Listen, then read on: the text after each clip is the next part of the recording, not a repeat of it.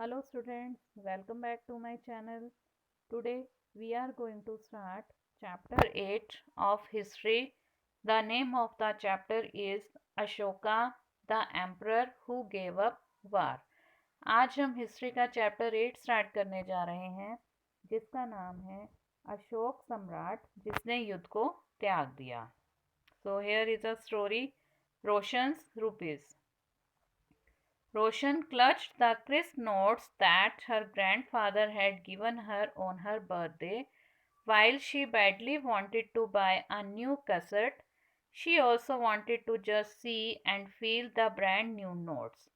अब रोशन को उसके बर्थडे पर दादाजी से कड़क नोट मिले और उसने उन्हें अपने हाथों में दबा रखा था. उसे एक नई सीडी खरीदने का बहुत मन था, लेकिन साथ ही साथ वह बिल्कुल इन कड़क नोटों को देखना और छू कर महसूस करना चाहती थी. It was then that she noticed that all of them had a smiling face of Gandhiji printed on the right and a tiny set of lines on the left. What were the lines there for? She wondered. तभी उसने पाया कि सभी नोटों में right side Gandhi ji का एक smiling face मतलब एक मुस्कुराता हुआ चेहरा बना हुआ था और लेफ्ट साइड पर छोटे छोटे शेर बने हुए थे. उसने सोचा, आखिर यहाँ शेर क्यों बने हुए हैं.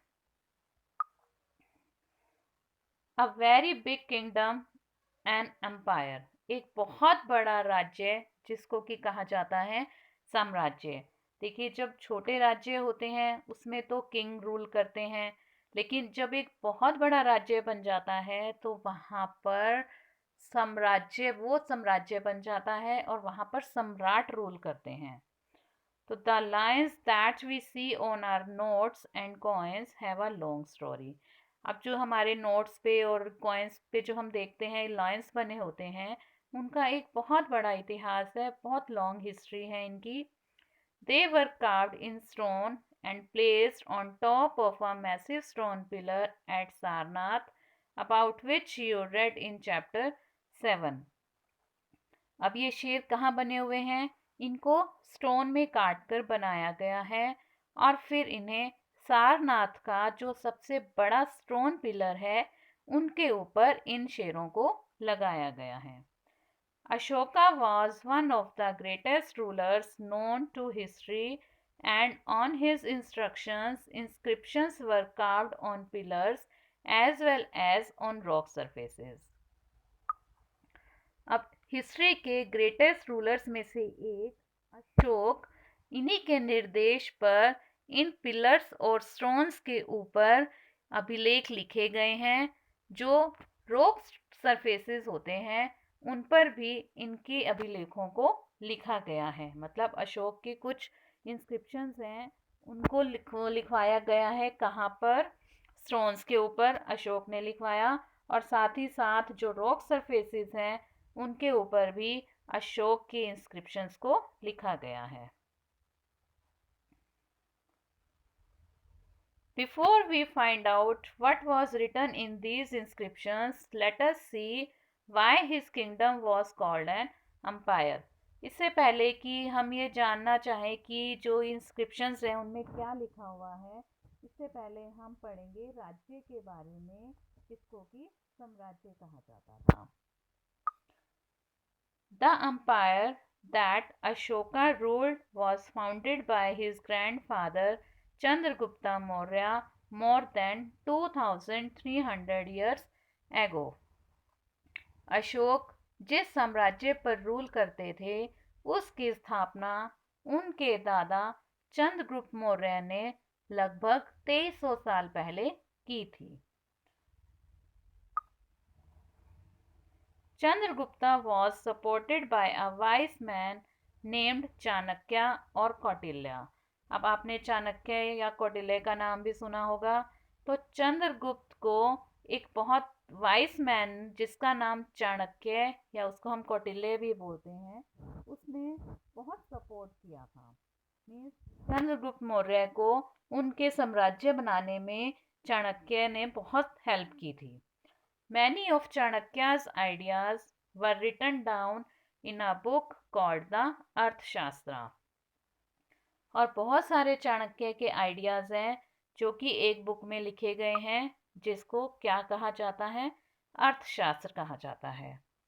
मतलब अर्थशास्त्र की बुक में चाणक्य के बहुत सारे आइडियाज़ लिखे गए हैं। अब यहाँ पर आता है नेक्स्ट टॉपिक, डायनेस्टी। डायनेस्टी का मीनिंग होता है वंश। When members of the same family become rulers one after another, the family is often called a dynasty.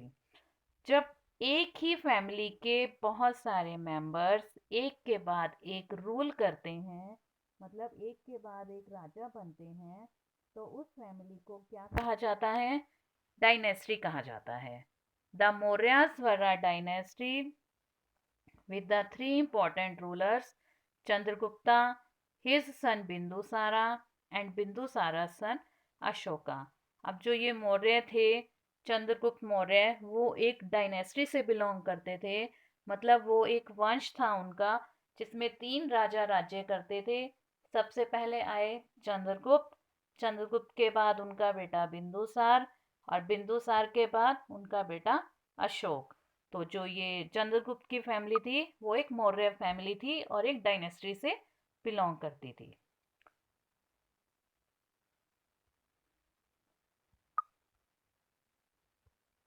There were several cities in the empire marked with black dots on the map। और वहाँ पर बहुत सारे देश हुआ करते थे साम्राज्य में, जो कि मैप में ब्लैक डॉट से दिखाए गए हैं। These included the capital Pataliputra, Taxila and Ujjain. और इनमें से जो राजधानी थी वो पाटलिपुत्र, तक्षशिला और उज्जैन थे।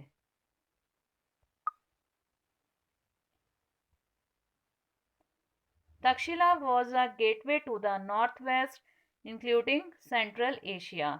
अब जो तक्षशिला था वो एक आने जाने का रास्ता था, कहाँ का, नॉर्थ वेस्ट में, और इसके साथ साथ सेंट्रल एशिया में भी। तो ये सेंट्रल एशिया और नॉर्थ वेस्ट में आने जाने का एक रास्ता था। While Ujjain lay on the road from north to south India. और जबकि जो उज्जैन था वो नॉर्थ से साउथ की तरफ से जो रास्ता जाता था उसके रूट पर पड़ता था। Merchants, officials and craft persons probably lived in this cities.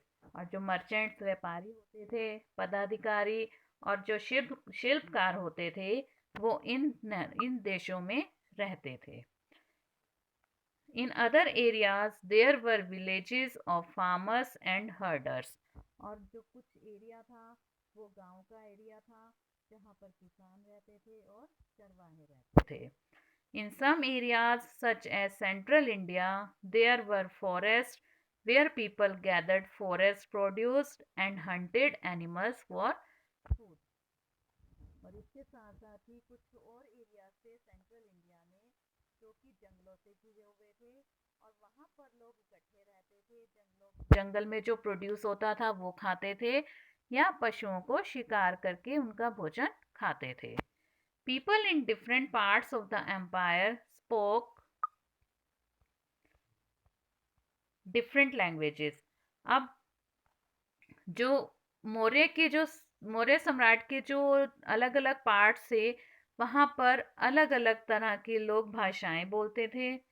They probably ate different kinds of food and wore different kinds of clothes as well. और वहाँ पर लोग अलग अलग तरह के भोजन खाते थे और ऐसे ही अलग अलग तरह के कपड़े पहनते थे। मीन्स जो मौर्य वंश के जो शहर थे वहाँ पर लोग अलग अलग तरह की भाषा बोलते थे, अलग अलग तरह का खाना खाते थे और अलग अलग तरह का उनका पहनावा था।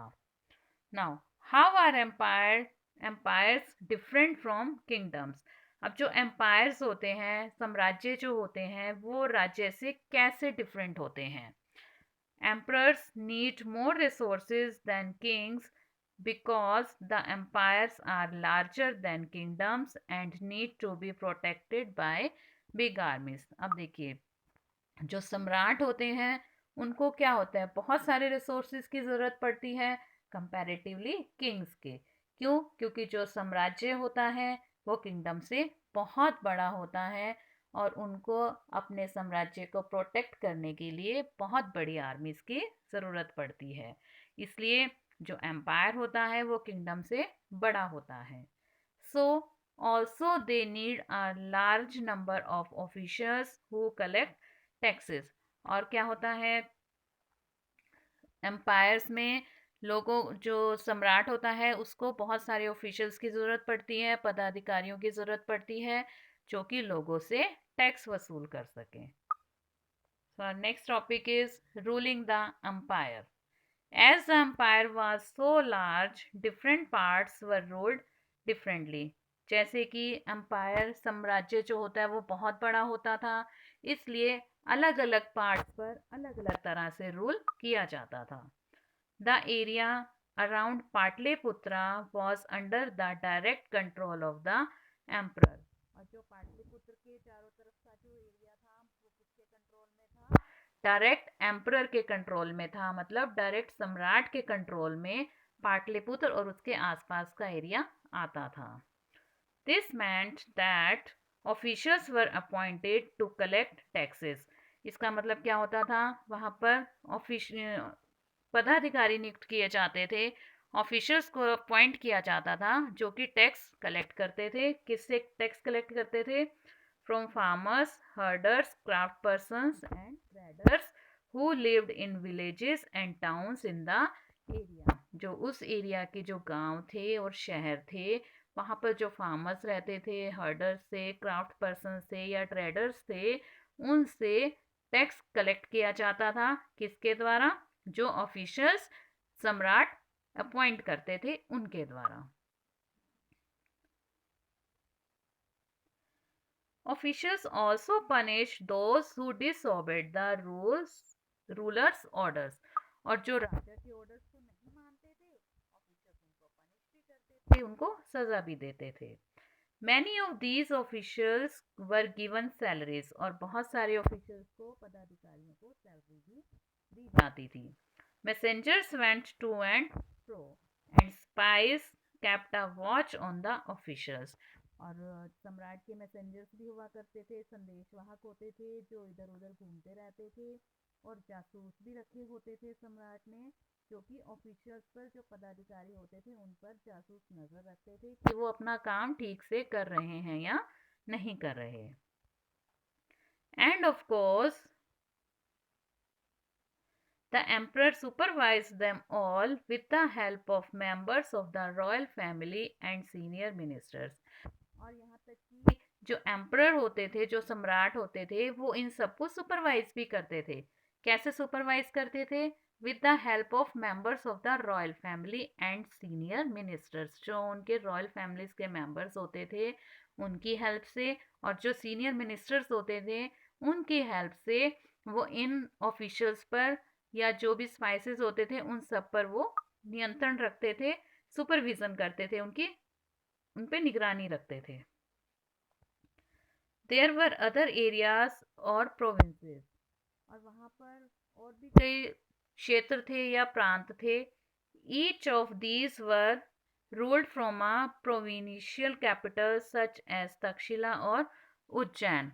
और इन पर तक्षशिला या उज्जैन जैसे प्रांतीय राजधानियों से शासन किया जाता था। Although there were some amount of control from Patliputra and royal princes were often sent as governors, local customs and rules were probably followed.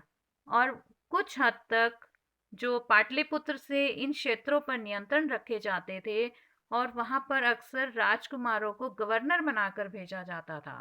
इन जगहों पर लोकल कस्टम्स और रूल्स को ही फॉलो किया जाता था। Besides, there were vast areas between these centers. और इसके साथ साथ जो ये सेंटर्स होते थे, ये केंद्र जो होते थे, वहाँ पर बहुत बड़ा क्षेत्र होता था, बहुत विस्तृत क्षेत्र होता था यहाँ पर। Here the Mauryas tried to control roads and rivers which were important for transport. और यहाँ पर जो मौर्य वंश के शासक थे वो जो रोड्स होती थी और रिवर्स को वो कंट्रोल करने की कोशिश करते थे, जिससे कि वहाँ का ट्रांसपोर्टेशन ईजी हो जाए, और वो ट्रांसपोर्टेशन को बहुत इम्पोर्टेंट मानते थे। इस वजह से वो रोड्स और रिवर्स को कंट्रोल करना चाहते थे। And to collect whatever resources were available as tax and tribute. और वहाँ पर वो कई सारे रिसोर्सेज कलेक्ट करते थे एज अ टैक्स, टैक्स के रूप में या ट्रिब्यूट के रूप में लोगों से वो रिसोर्सेज को कलेक्ट करवाते थे। फॉर एग्जाम्पल, द अर्थशास्त्र tells us that the northwest was important for blankets and South India for its gold and precious stones। Example के लिए देखिए यहाँ पर नॉर्थ वेस्ट जो है वो ब्लैंकेट के लिए इम्पोर्टेंट है, मतलब नॉर्थ वेस्ट में ब्लैंकेट्स बहुत मिलते हैं, और साउथ इंडिया में गोल्ड और प्रीशियस स्टोन्स पाए जाते हैं। It is possible that these resources were collected as tribute। और यह संभव है, ये पॉसिबल है कि जो ये रिसोर्सेज किस रूप में पाए जाते थे, ट्रिब्यूट के रूप में पाए जाते थे। अब यहाँ पर देखिए ट्रिब्यूट का मीनिंग दिया हुआ है, what is tribute. Unlike taxes which were collected on a regular basis, tribute were collected as and when it was possible from people who gave a variety of things more or less willingly।